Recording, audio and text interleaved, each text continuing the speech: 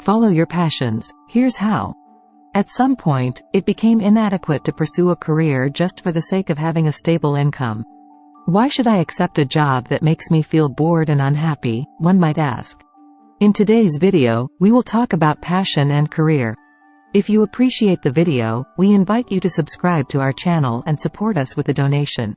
Thanks to your help, we will be able to continue producing high-quality content and constantly improving our channel.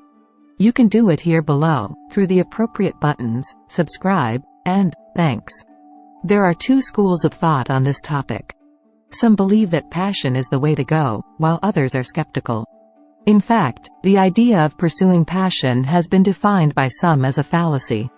Is there something wrong with the idea that passion can lead to a successful career? Let's try to clarify the issue. What is passion? Passion is defined as a strong desire and enthusiasm of a person. For most people, passion is creativity. They love to draw or write, sing or dance, photograph or paint, read, help others or play soccer.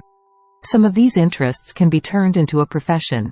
For example, you can start dancing or playing soccer professionally. I can leave my job, stand on the sidewalk, and sing because I like it. At the same time, it's worth noting that some people have difficulty defining their hobbies. To determine what you like to do, first eliminate the money issue. Most careers are based on skills and expected income, and abandoning the thought of money can help you understand what you're truly passionate about. If that doesn't work, turn to your inner child. What did you enjoy as a child? What gave you absolute joy? Look inside yourself and see what your inner child is asking for. As a child, this attracted us because we liked it, not because we felt obligated to do it. Based on this, we can look inside ourselves to see what we're passionate about. Even our friends observe us from the outside and therefore see what makes us happy. Especially our closest friends have the opportunity to observe us in our element, when we do our thing, and can realize what we're missing out on. Ask your friends what they think you like to do. Their answers might surprise you and be helpful. Another way to determine what you like is to identify your personal heroes and understand why they're important to you. You admire Steve Harvey's mustache because you want to help others have a mustache like his. Maybe your passion is shaving. Why you should pursue your passion. You have identified what you love to do, what you like to do, and what you would do every day if money were not an obstacle. That's why you should pursue a career. Before proceeding, it's important to understand that not all hobbies can become a career, or at least not a sustainable career. Sleeping as a hobby is fine, but there are very few 9-to-5 jobs for which people who know how to sleep can apply. The main reason to pursue your hobby is the opportunity to become an expert in the field. Professional athletes like Tiger Woods have become good at what they love to do because they've been doing it for a long time. If you're a good dancer, a career in this field can be a daily pleasure for you. On the other hand, if you're afraid to follow your wildest dreams for fear of being left without an audience, social media is for you. Billions of people are staring at screens ready to be entertained by your dances, annoyed by your writings, or eat your food. All you have to do is decide to follow your passion. Thirdly, if you're enthusiastic about the things you have planned, it will be easier for you to get out of bed. Monday's sadness is forgotten, and enthusiasm for work will make you feel less stressed and happier at work. You'll also feel more motivated. After all, as children, you didn't have to force yourself to go out and play.